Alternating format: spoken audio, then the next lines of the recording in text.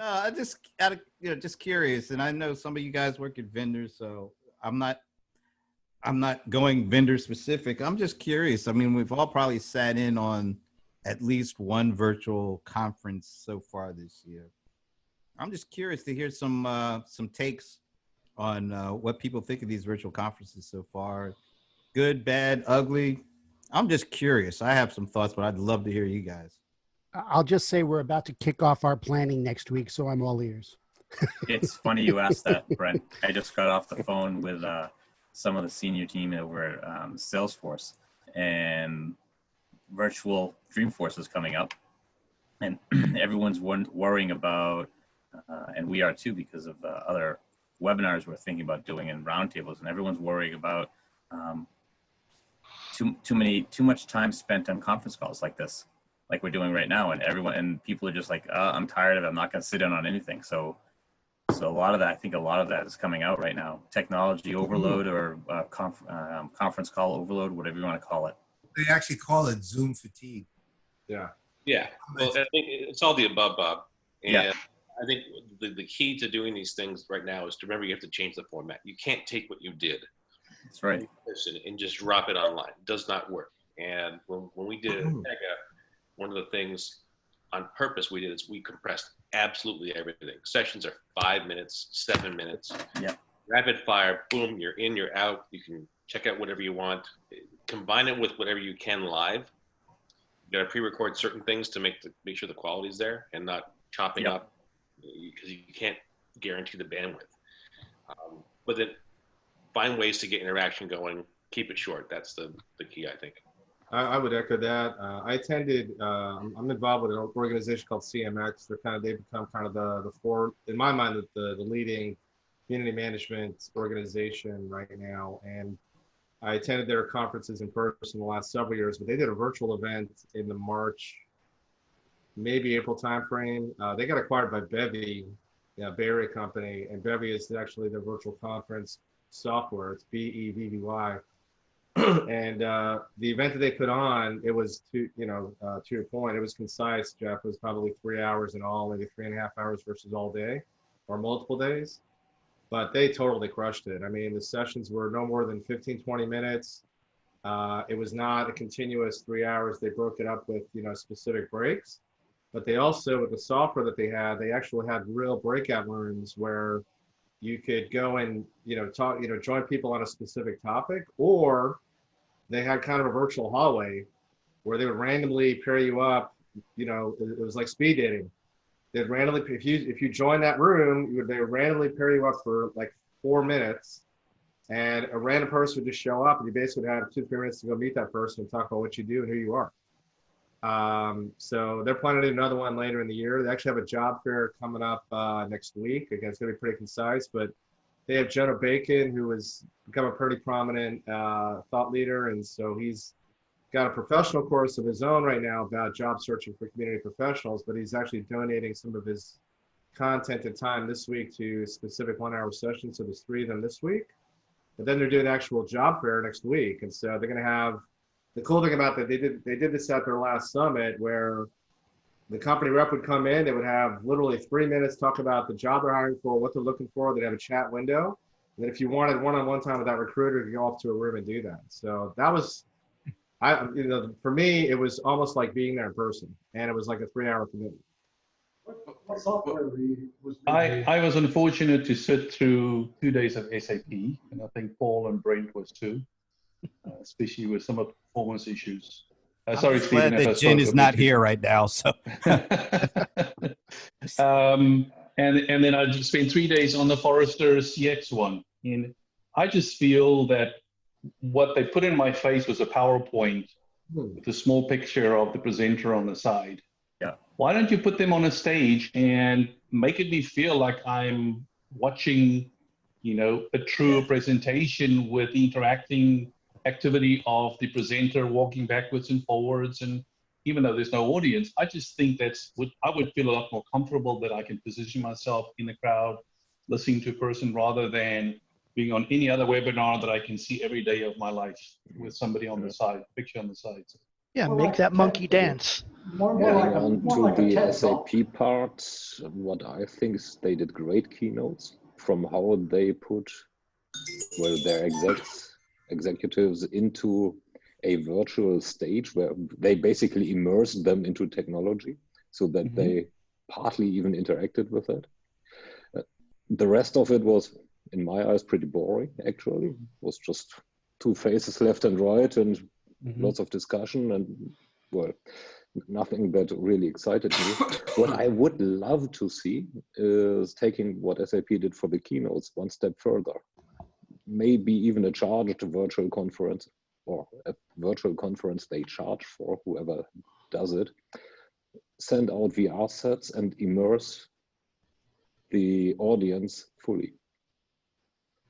That would be something that I right now would really like to try. You know, or have tried. To that point, Kenny Lauer, who was on one of the calls earlier, very much, you know, his world has gone from the Golden State Warriors now to instead kind of AR, VR, almost, well, immersion really is the world he's in now. And there's a company called something like Immersion Studios that does NVIDIA, kind of work with NVIDIA, and they did a virtual conference with NVIDIA that was absolutely astounding for how immersive it was. I mean, you can probably find it online. I actually have a link somewhere. I'll have to look it up from Kenny. But you should take a look at what Immersion Studios, I think that's what are doing, because they have stepped it up to that next level.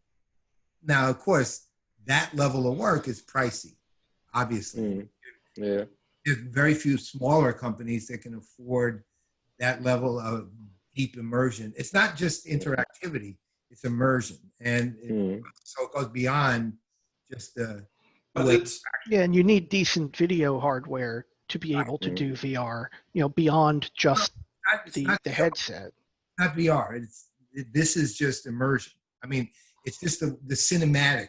To you know, Jeff's point, the CTO of Pega actually was on our show at one point, and he said something that I thought was seriously important. Like the most important thing I heard this whole year from one person with what he said was, he said, you know, prior to COVID, we obviously all had to be more, we had to be theatrical, but now we have to be cinematic. And so that's a big insight. Here's what I wanted to say, that for me, being in people's presence is not something that can be replicated, you know, virtually. There's an energy. It's like I have been to so many concerts and then had access to watch those concerts again on YouTube, for example. I can't even watch 10 minutes of it, yet I remember the experience of being watching that concert live. And it was like, it could have been one of your greatest moments of your life that you'll always remember. And then you see it on YouTube and it's like, you can't even watch it. Yeah. So there's this element of energy and the whole thing that cannot be replicated. So if you start from there, then what you would create really it can't be an attempt at creating the same thing this way, because that is to me, is the most important element that can't be translated. Yeah. So you have to do something different. It has to look and work more visually and be more compelling, because that energy isn't there that is normally, even like, you know, remember the old days when I would sit next to, you know, Paul, and we'd have a whole row of us analysts sitting we'd all be chatting and talking and laughing, and, you know, you can't replicate that. It's just not a good way to do it. And it's not about about replication. So one thing that they had a vendor presentation there, one that was not boring. It was about a bottle maker. They did basically bespoke bottles. Yeah, so had a shape, but then from then on they were pretty much bespoke. Yeah. And what the vendor did is bringing the audience, so whoever was in there, individually through the whole journey of getting this bottle done, including the supply chain and showing what impact particular choices had, yeah, in virtually each step of creating this bottle. Yeah, and this is something that educates people what a conference shall do, while keeping them excited, knowing that it can't be the same as a physical conference. It is virtual at the end of the day, so you can't replicate the thing. You just can't. Yeah? Maybe you can create a back channel where the analysts can chit-chat with each other, or panels can chit-chat with each other, exchange information, opinion, but in general, you just can't. What you can do is use things that you can't do in a physical conference. And that's why I came from this VR thingy. This is nothing that you can consistently do on a full conference.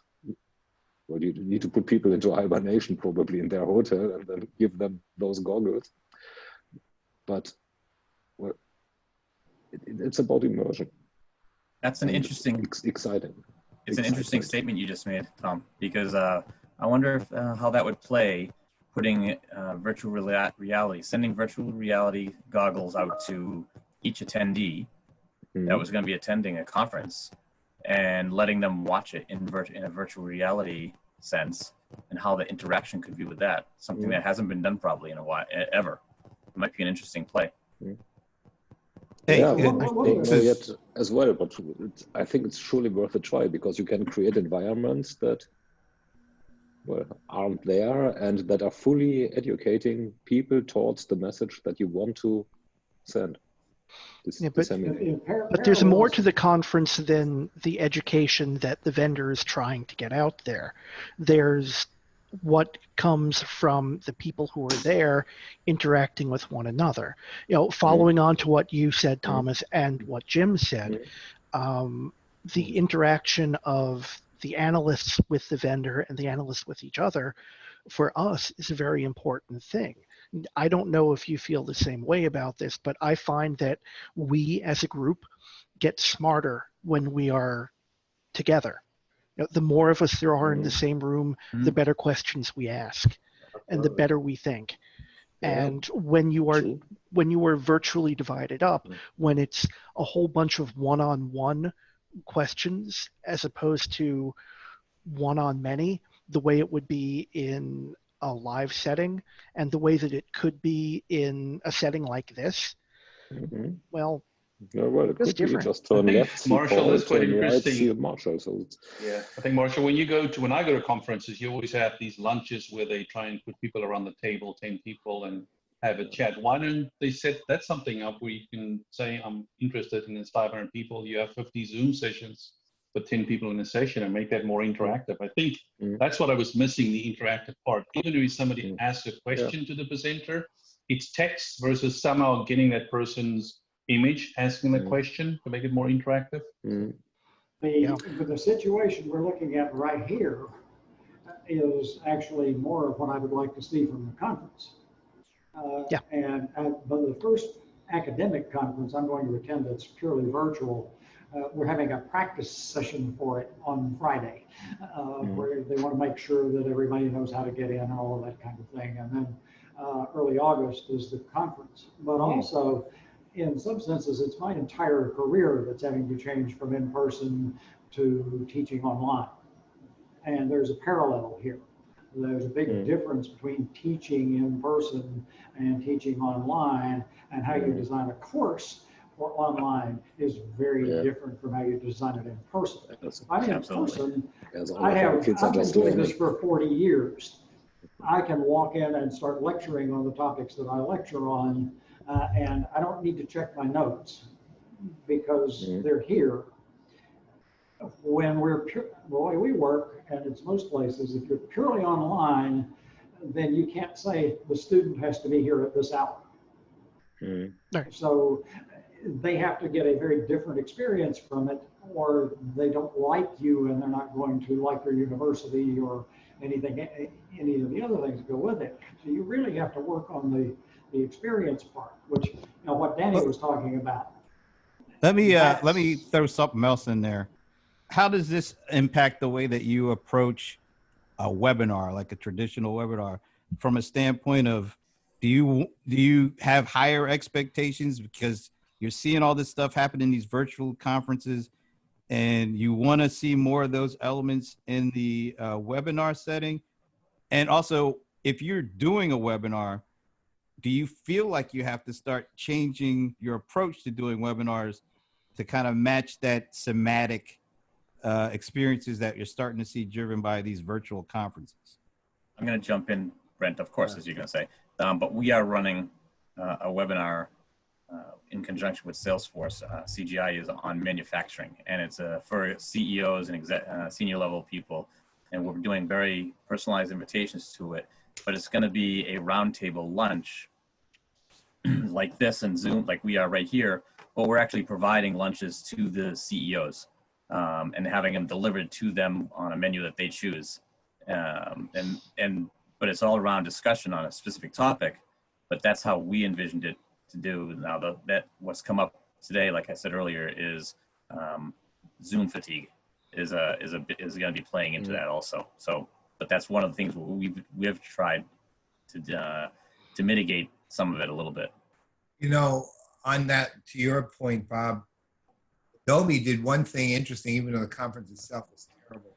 What they did with their summit, completely blew it. But they did do one thing interesting, which was on the analyst side, at least, they sent every analyst a $50 Uber Eats certificate to use for while you're at the conference, have lunch on us, right? And eat and talk. Now, you're making it even kind of more interesting because it's a luncheon, not just have a lunch on us, right? It's a luncheon at a time, and you're providing real food, right? And that actually will help. I mean, you can't, again, you know, to Jim's point, you can't replicate the in-person experience online. It's impossible. We had to place our lunch orders just the other day for that conference I was talking about that's coming up. We have lunches being delivered to everybody at the same time. And that's great. That believe me, that's helpful. It actually is helpful to do stuff like that, but mostly for camaraderie than actual reproduction of a live experience. It just improves relationships between people because we're all eating, you know, breaking bread, right? Basically. So, I don't know. Watching me eat tends not to improve relationships. Phone steal on the call. Again, I was sort of skeptical about, you know, the quality of how they were going to pull it off when the conference happened. But like I said, it came across. You cannot replicate it in person, but they did a pretty good job. I did post the link to their website in the chat window. I have a question. So for you guys to actually do webinars, are you changing your approach to doing webinars based on kind of what you're seeing with these virtual events and how they're adding these kind of cinematic elements? So are you looking at, wow, I have to do some different things than I did previously when I do my own webinars? It's still there, or is pretty much there. However, most of us lack technology. That's probably one of the challenges. So I basically work for a 1,000 people company, so it's not that small. We are divided into, well, subdivisions, which are pretty much independent, and there we just don't have the technology. So what we can do is, well, the green back. Oh, what's green screen? Yeah. I'd like some greenbacks. Yeah, greenbacks. Yeah, well, it's what we try to get with a green screen. Yeah. I have two kind of questions related. Making it virtual is out of the question. Making it a bit more interactive, that is fair, because, well, you just open up the mics on the other end, yeah, so that you can take questions and answers with voice. Yeah. But that is technologically pretty hard for smaller companies. That's Sorry, something Steve. I think Manny mentioned earlier was like 5 minutes, that is much shorter sections, shorter sessions. But also, Um, to avoid the just dropping in another PowerPoint with a little person up in the corner, the thing that I remember most about the old Colbert show was his session on the Word, where it just split the screen in half. And so you could see his whole face while he was presenting. And then it scrolled through, and I thought that was far better than what we see now, which is here's the slide taking over the entire, share, for example, and the person way up there in the corner. I thought it was far more appealing to simply split the screen between the slide and the person. I don't know what you guys thought about that, but that seemed to me to be a much better than, Marshall has to be off in the corner while the slides dominate. Well, I think you bring up good points, Stephen, is that you have to change the entertainment factor, right? You can't wow people by a big stage and sound and, big graphics. You've got to find a different way to engage them. I'm now challenging my team to do every session like the Word. Okay. No more dance numbers. What I have found in doing my YouTube stuff for some of my classes is I never make any of the YouTube videos longer than 5 to 7 minutes. Because otherwise they just don't go. If you have a 45-minute presentation, the students will not watch it, but 5 minutes they will. I think, you guys remember Mystery Science 2000? I think that's what it was. Well, was there a 2000 first? I mean, they had several iterations.